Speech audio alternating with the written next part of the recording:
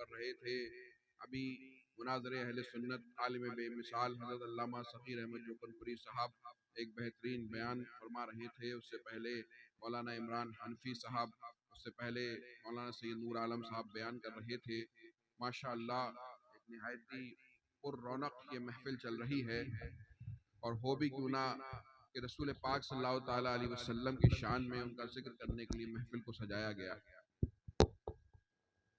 حضرات گرامی، ہماری خانقاہ کا نعرہ ہے کہ آدھی روٹی کھائیے، بچوں کو پڑھائیے، آدھی روٹی کھائیے، بچوں کو پڑھائیے، اور لیکن سب سے پہلے فرض علوم سکھائیے، یعنی اپنے بچوں کو سب سے پہلے ضروری علم دین سکھائیے۔ کم سے کم اپنے بچے کو اتنا علم دین سکھائیں کہ جس کی ضرورت ہے، جو ضروری ہے، جس کا سوال آپ سے ہوگا۔ ہمارے بچوں کو ہمیں بہترین سے بہترین تعلیم دینی ہے، اور اس میں سب سے پہلے ضروری علم دین اپنے بچوں کو سکھانا ہے۔ ہمیں اپنے بچوں کو اتنا علم دین تو سکھانا ہی ہے کہ انہیں اللہ رب العزت کے بارے میں کیا عقائد ہونے چاہیے یہ معلوم ہو جائے، رسول پاک صلی اللہ تعالیٰ علیہ وسلم کے کیا بارے میں کیا عقائد ہونے چاہیے، صحابہ کے بارے میں کیا عقائد ہونے چاہیے، نماز کے مسائل معلوم ہونے چاہیے، جنت و دوزخ کے بارے میں معلوم ہونا چاہیے، روزے کے مسائل ہیں، اگر زکوٰۃ دینے کے لائق ہے زکوٰۃ کے مسائل ہیں، نکاح و طلاق کے مسائل ہیں، حج کے مسائل ہیں۔ ضروری دین اپنے بچوں کو سکھانا بہت ضروری ہے۔ اگر ہم نے اپنے بچوں کو ضروری علم دین نہیں سکھایا تو یہ ہم بہت بڑا گناہ کر رہے ہیں، اس کا ہم سے سوال ہوگا اور ہم اس معاملے میں پھنس جائیں گے۔ حضرات گرامی،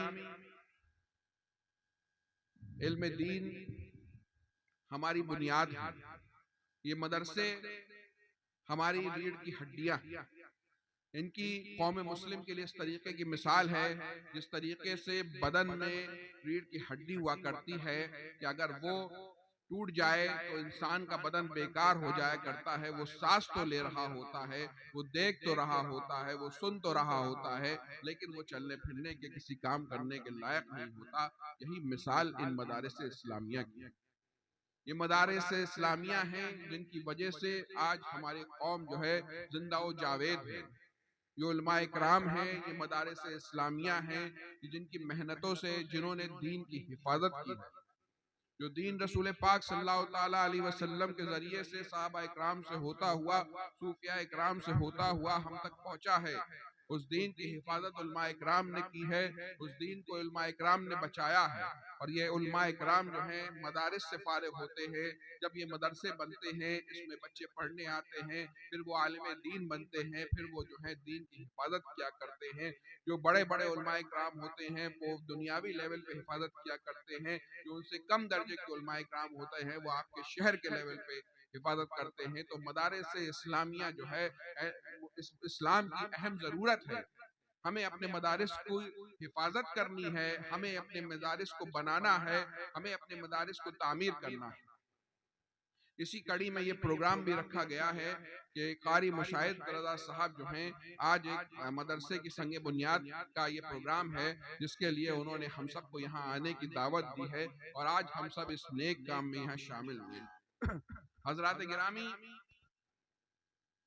ہر گھر میں اس وقت ایک عالم کی ضرورت ہے، ایک عالمہ کی ضرورت ہے۔ کوشش کیجئے کہ آپ کے خاندانوں میں حافظ نکلیں، عالم نکلیں، عالمائیں نکلیں، آپ کے گھر کی حفاظت ہوگی۔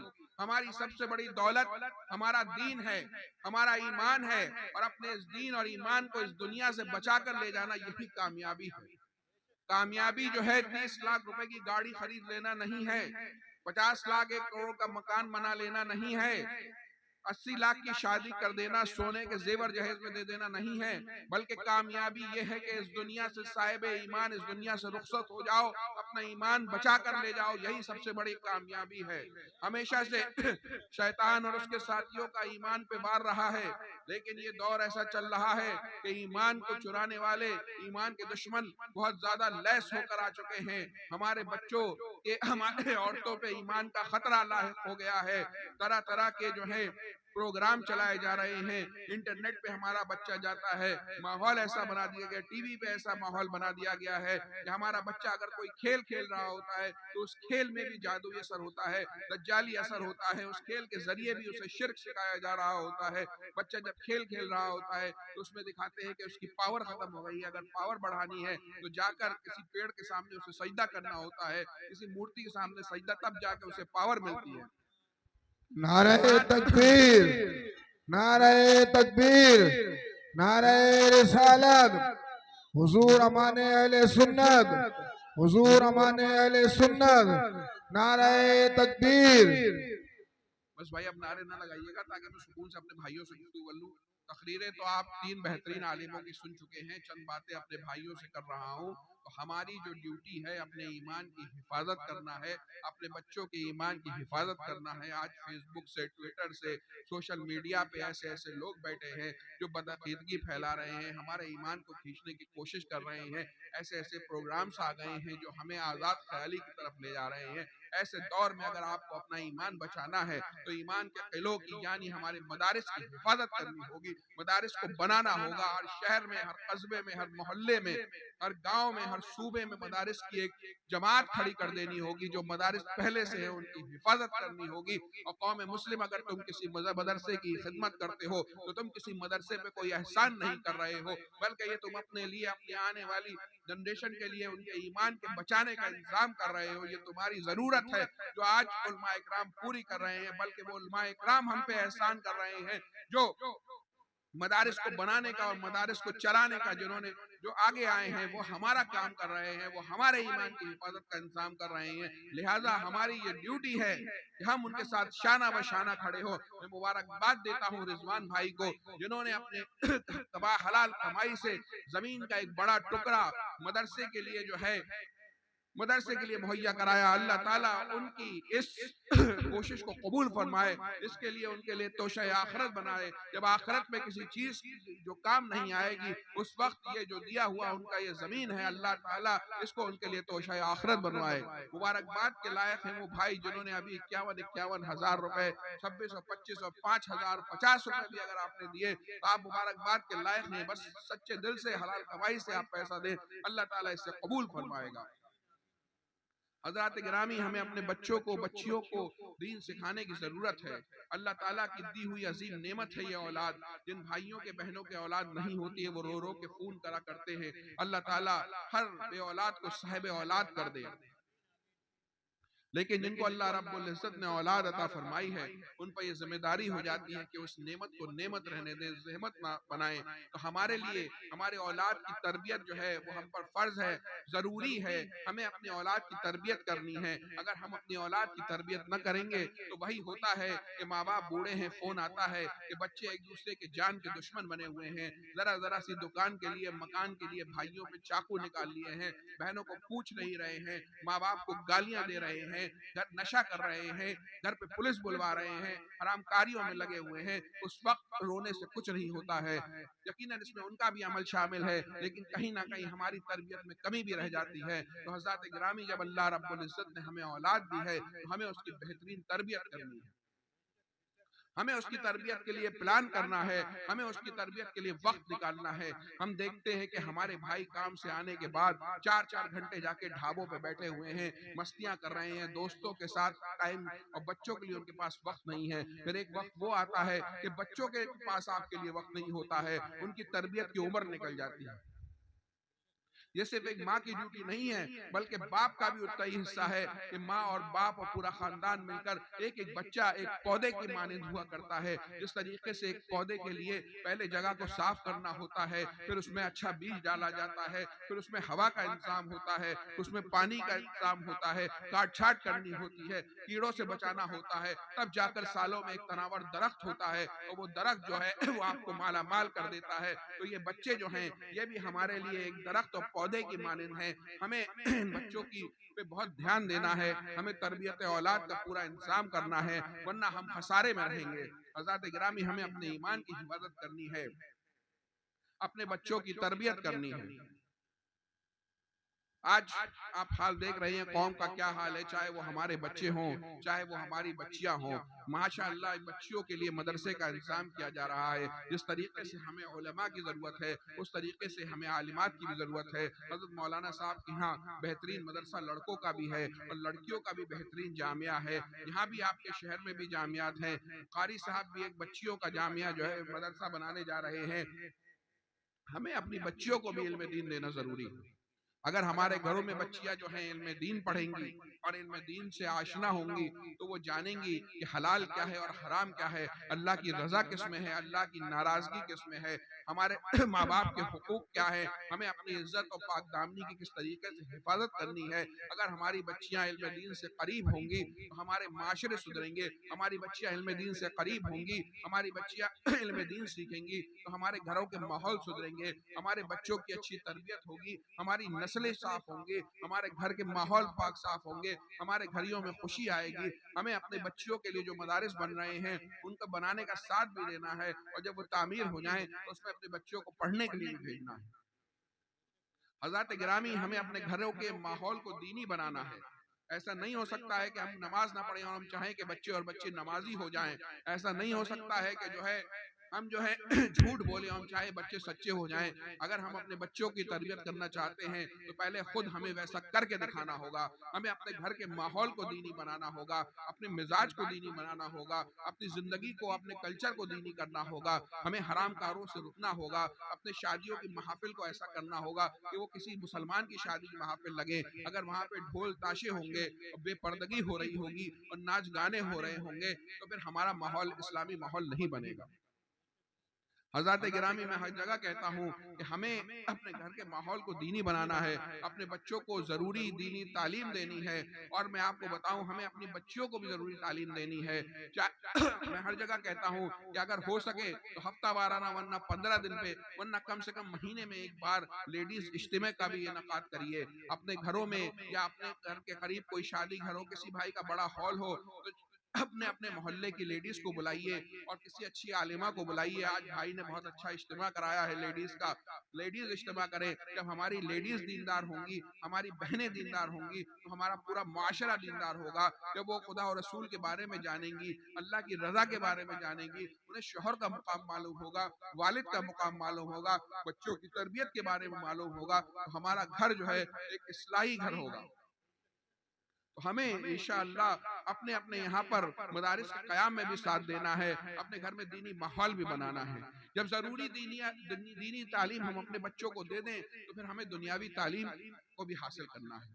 اپنے بچوں کو بہترین سے بہترین دنیاوی تعلیم بھی حاصل کرائیے، کیونکہ یہ قوم جو ہے مسلم قوم، ہم ہی جو ہیں نمائندے کے طور پہ پیدا کیے گئے ہیں، اس دنیا کی قیادت ہم ہی کو کرنی ہے، اور جب اس دنیا کی قیادت ہم نے کی ہے تو دنیا کا ماحول صحیح رہا ہے، اور جب دنیا کی قیادت دوسرے لوگ کرتے ہیں، جب تعلیم دوسرے کے ہاتھوں میں آ جاتی ہے تو وہ نیوکلیر سائنٹسٹ تو ہو جاتے ہیں، نوبل پرائز ونرز تو ہو جاتے ہیں، لیکن ان کے اندر سے انسانیت ایسی نکل جاتی ہے کہ قوم کے مظلوم بچے پر نوبل سائنٹسٹ اور کیمیکل سائنٹسٹ ہونے کے بعد وہ بم بناتے ہیں اور وہ بم گرا دیے جاتے ہیں اور بچے تڑپ تڑپ کے شہید ہو جاتے ہیں اور پوری دنیا خاموشی سے کھڑی تماشا دیکھ رہی ہوتی ہے۔ اس کی وجہ یہ ہے کہ اس تعلیم پہ حق ہمارا تھا، مسلمانوں کو اس تعلیم پہ قبضہ کرنا تھا۔ دنیا کی ہر بہترین چیز پہ ہمارا حق ہے، یہ دنیا ہمارے لیے بنائی گئی ہے، کیونکہ ہم پڑھتے ہیں کہ ربنا آتنا فی الدنیا حسنۃ وفی الآخرۃ حسنہ، اور ہمارے شجرے میں کہا جاتا ہے کہ دین و دنیا کی ہمیں برکات دے، برکات سے عشق حق دے، عشق یہ عشق انتباہ کے واسطے۔ تو حضرات گرامی یہ نیت کر لیں کہ ہمیں اپنے بچوں کو ضروری دینی تعلیم دینے کے بعد بہترین سے بہترین دنیاوی تعلیم دینی ہے، کیونکہ جب دنیاوی تعلیم ان کے ہاتھوں میں ہو جاتی ہے کہ جن میں خدا اور رسول کا خوف نہیں ہے، جن میں دین کا خوف نہیں ہے، تو ظلم کی انتہا کر دیتے ہیں، بچوں کو بکریوں کی طرح ذبح کر دیا جاتا ہے، کیمل کی ٹیسٹنگ کر لی جاتی ہے۔ وہ جو لوگ ایجوکیشن میں آگے ہیں انہیں یہ سمجھ میں نہیں آتا ہے کہ ہم معصوم بچوں پہ بم گرائے جا رہے ہیں، انہیں ظلم کرتے ہوئے سمجھ میں نہیں آتا ہے۔ جب وہ لوگ ایسے ظالم لوگ قانون بناتے ہیں تو دنیا کے بڑے سے بڑے وہ وکیل تو ہو سکتے ہیں، لیکن قانون بناتے وقت ان کے دل میں خوف خدا نہیں رہتا ہے، آخرت کا جذبہ نہیں رہتا ہے۔ تو اس قوم کو آگے آنا ہوگا، اس قوم کو قیادت کرنی ہوگی، اس قوم کو قیادت کے لیے پیدا کیا گیا ہے۔ تو ہمیں اپنے بچوں کی بہترین تربیت کرنی ہوگی، ایک ہاتھ میں دینی تعلیم اور دوسرے ہاتھ میں یہ دنیاوی تعلیم، کیونکہ دنیا کو اگر حاصل کرنا ہے ہمارے پاس بہترین وکیل بھی ہونے چاہیے، ہمارے پاس بہترین ڈاکٹر بھی ہونے چاہیے, انجینئر بھی ہونے چاہیے, سائنٹسٹ بھی ہونے چاہیے, اسکول کے ٹیچر بھی ہونے چاہیے, پولیٹیشین بھی ہونے چاہیے. یعنی زندگی کا جو فیلڈ ہے جس کے ذریعے دنیا پہ قبضہ کیا جا سکتا ہے وہ ہماری ہونی چاہیے. ہمیں دنیا کی قیادت اگر کرنی ہے تو ہمیں, جب تک تم مفید نہیں بنو گے, فائدہ مند نہیں بنو گے, تو دنیا تمہاری قدر نہیں کرے گی. وہی ہو رہا ہے ہمارے ساتھ کہ جو قوم نافع ہوتی ہے, فائدہ دینے والی ہوتی ہے, اسے سب پوچھا کرتے ہیں. جو فائدہ دینے والی قوم نہیں ہوتی ہے, لوگوں کو وہ بوجھ لگا کرتی ہے. لوگ اپنے مفاد کے لیے, اگر تم فائدہ مند نہیں بنو گے تو دوسرے لوگ تم سے فائدہ اٹھا لیں گے. تو تمہیں ایسا بننا ہے, تمہیں اس لائق بننا ہے کہ لوگ تمہارے لیے کام کریں, تم دوسروں کے لیے ایجنٹ نہ بنو.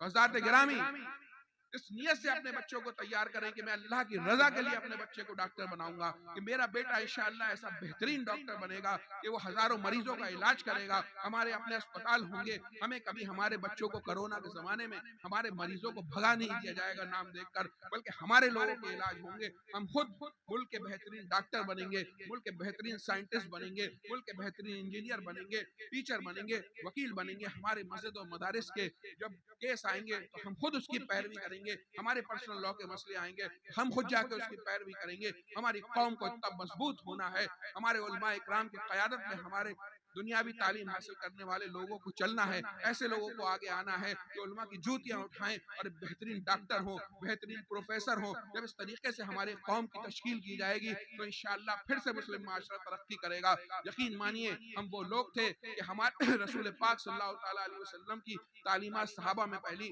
صحابہ سے تابعین میں گئیں, اور پھر ہمارے خلفاء نے اتنی محنت کی کہ ہم وہ لوگ تھے کہ ہمارے ایک ایک شہر میں 70 بڑے بڑے مدارس و یونیورسٹیاں ہوا کرتی تھی. بغداد میں مشہور مدرسہ نظامیہ تھا, اس کے علاوہ بھی 70 مدرسے وہاں قائم تھے. اور ایک ایک مدرسے کا یہ حال تھا کہ بیان کیا جاتا ہے کہ مدرسہ نظامیہ میں انگنت کمرے تھے. مدرسہ نظامیہ میں نہ جانے کتنے کمرے تھے. ایسا معلوم ہوتا تھا کہ گویا کہ کوئی شہر ہے. اور ایک ہال تو ایسا تھا کہ اس میں ایک وقت میں 10,000 طالب علم آ جایا کرتے تھے. آپ سوچئے آج ہمارے پاس کتنے ایسے اسکول اور یونیورسٹیاں ہیں کہ جس میں ایک وقت میں 10,000 لوگ بیٹھ کے تعلیم حاصل کریں. اس پہ جو ہے دینی تعلیم پڑھائی جاتی تھی, قرآن و حدیث و فقہ اور سیرت کی تعلیم ہوتی تھی. اس کے علاوہ دوسری زبانیں سکھائی جاتی تھی, لاطینی زبان سکھائی جاتی تھی, فرانسیسی زبان سکھائی جاتی تھی, یہودیوں کی زبان سکھائی جاتی تھی, سنسکرت سکھائی جاتی تھی. اس کے علاوہ گھڑ سواری سکھائی جاتی تھی, تیراکی سکھائی جاتی تھی, تیر اندازی سکھائی جاتی تھی. ایسے ایسے ہمارے پاس ایک ایک شہر میں 70 مدارس ہوا کرتے تھے. ہمارے پڑھنے کا یہ عالم ہوا کرتا تھا کہ ہماری ایک ایک لائبریری ایسی ہوا کرتی تھی کہ جس میں 6 لاکھ کتابیں ہوا کرتی تھی. اگر ان کتابوں کی فہرست بنائی جاتی تھی تو 44 جلدوں میں وہ آیا کرتی تھی. ایسے پڑھنے والے لوگ ہوا کرتے تھے. ہم ہر مسجد میں لائبریری ہوا کرتی تھی, ہر مسجد میں دینی تعلیم کا انتظام ہوتا تھا.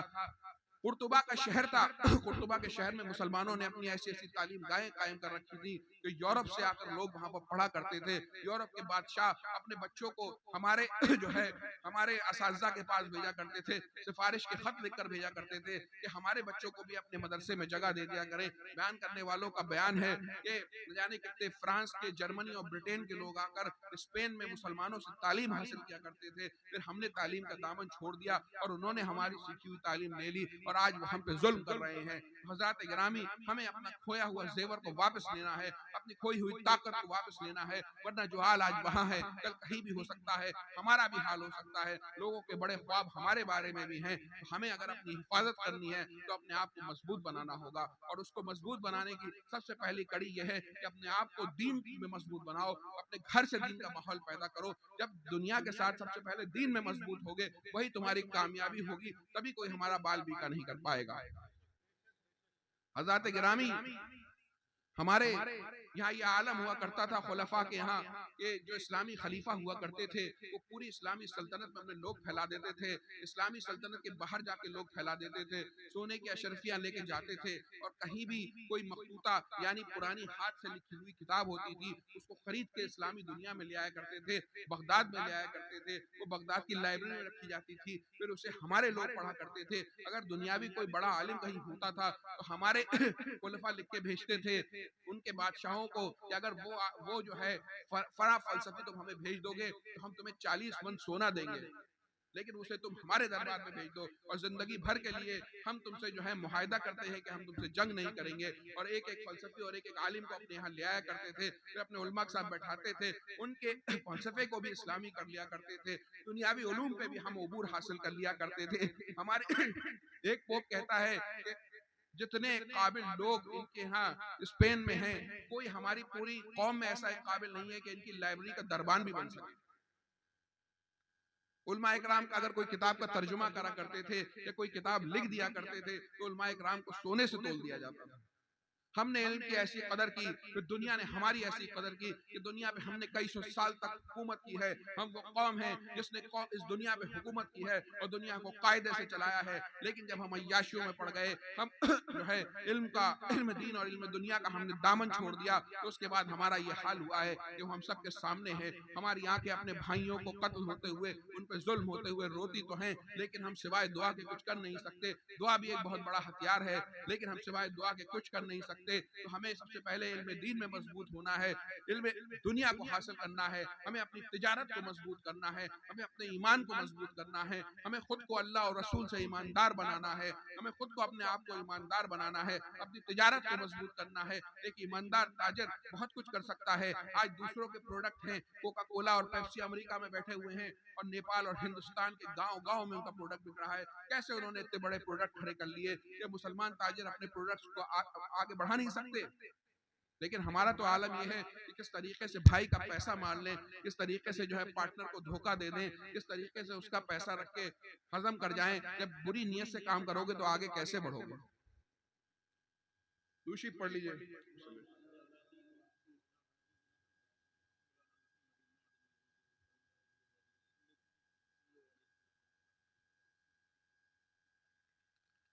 صلی اللہ علیہ نبی المی وآلہ صلی اللہ علیہ وسلم. صلاۃ والسلام علیکہ رسول اللہ. حضرات عشر مبشرہ میں حضرت عثمان غنی کا ذکر کر رہے تھے. حضرت عبد الرحمن بن عوف کا ذکر آتا ہے. یہ عشر مبشرہ ہیں, یعنی 10 وہ صحابی جن کو دنیا میں ہی جنت کی بشارت مل گئی تھی, اور یہ اپنے زمانے میں مدینے کے سب سے بڑے تاجر بھی ہوا کرتے تھے. آپ سوچئے ایک وقت میں جنت کا پروانہ لیے وہ صحابہ اکرام, اور ساتھ ہی ساتھ اپنے زمانے کے سب سے بڑے تاجر بھی نظر آتے ہیں. وہی لوگ جن کے ہاتھ میں جو ہے دنیا بھی تھی اور دین بھی تھا. ہم انہی کے ماننے والے ہیں, ہم صحابہ کے ماننے والے ہیں, ہم بزرگان دین کے ماننے والے ہیں. اپنے ماضی کی طرف لوٹ چلیں, دین کے دامن کو مضبوطی سے تھام لیجئے, تبھی ہمارے, ورنہ یقین مانیے کہ پھر تمہاری داستان بھی نہ ہوگی داستانوں میں. ہمیں اب بھی سدھرنے کا موقع ہے. ہم سدھر جائیں, اللہ کے دربار میں گڑ گڑا کے اپنے گناہوں کی معافی مانگیں, اپنے سروں کو سجدے سے لگا دیں, نمازوں کی پابندی کریں اور اللہ سے اپنے گناہوں کی معافی مانگیں, رسول پاک صلی اللہ تعالیٰ علیہ وسلم سے معافی مانگیں, اور اپنے ایک ایک بچے, ہمارا ایک ایک بچہ جو ہے وہ ہمارا ایسٹ ہے. اللہ رب العزت نے قوم مسلم کو ماشاءاللہ وافر مقدار میں اولاد عطا فرمائی ہے. اپنے بچوں اور اپنے بچیوں کو جو ہے ایک امانت سمجھو, اللہ کی دی ہوئی امانت سمجھو, اور جا کے اپنی زندگی میں نیت کر لو کہ انشاءاللہ بہت سے ایسے بھائی اللہ نے انہیں بہت کچھ عطا فرمایا ہے. ہر آدمی اپنی اپنی حیثیت کے حساب سے اپنے بچے کو دنیاوی تعلیم دے, لیکن سب سے پہلے دینی ماحول میں ڈال کے دے, تاکہ ہماری قوم کا ایک ایک بچہ وہ کسی کام کا ہو, وہ قوم پہ بوجھ نہ بنے, بلکہ قوم کا ایک سرمایہ ہو. اگر تجارت بھی کرے تو ایمانداری سے وہ پڑھ لکھ کے کرے, تاکہ اس تجارت میں بہترین سے بہترین منافع کرے, پھر خانقاہوں کی خدمت کرے, مدارس و مساجد کی خدمت کرے, اپنی قوم کی خدمت کرے. دوسرے حضرات, خدمت خلق کو اپنا وطیرہ بنا لیجئے. ہمیں اپنی قوم کی خدمت کرنی ہے, اپنے بھائیوں کی خدمت کرنی ہے. جو جہاں آگے بڑھ رہا ہے اس کو آگے بڑھنے میں مدد کیجئے. اگر کسی کو پیسے سے مدد کر سکتے ہیں تو